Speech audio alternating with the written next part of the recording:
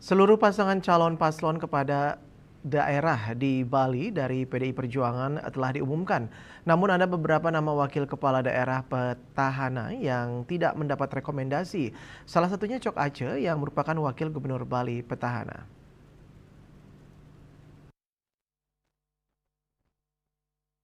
Ketua DPD PDI Perjuangan Bali sekaligus calon gubernur Bali Wayan Koster menjelaskan alasan partainya tidak mencalonkan kembali sejumlah wakil kepala daerah petahana dalam Pilkada 2024. Keputusan ini diambil dengan mempertimbangkan peta dan dinamika politik yang berkembang saat ini.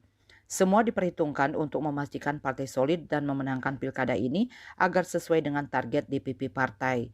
Keputusan ini menarik perhatian mengingat Cokodo Oko Arta Adan Sukawati alias Co Aceh yang sebelumnya mendampingi Koster sebagai wakil gubernur Bali tidak kembali diusung sebagai calon wakil gubernur. PDI Perjuangan memilih Nyoman Kiri Praste sebagai pendamping Koster dalam Pilgub Bali 2024. Menanggapi hal tersebut, Co Aceh yang menjabat sebagai wakil gubernur Bali periode 2018-2023 menyatakan dukungannya terhadap keputusan partai.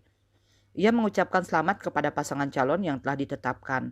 Co Aceh yakin ini merupakan keputusan terbaik dari Partai Demokrasi Indonesia Perjuangan yang tentunya telah mempertimbangkan dan memperhatikan kondisi serta masalah yang sedang dihadapi oleh masyarakat Bali saat ini.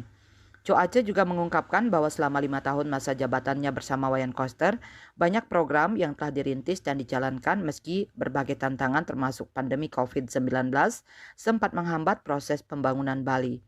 Meski tidak kembali dicalonkan, Co Aceh menegaskan komitmennya untuk terus berkontribusi bagi Bali, terutama dalam mendukung pemerintahan yang akan datang agar program-program yang belum terrealisasi dapat diteruskan. Bali Post melaporkan.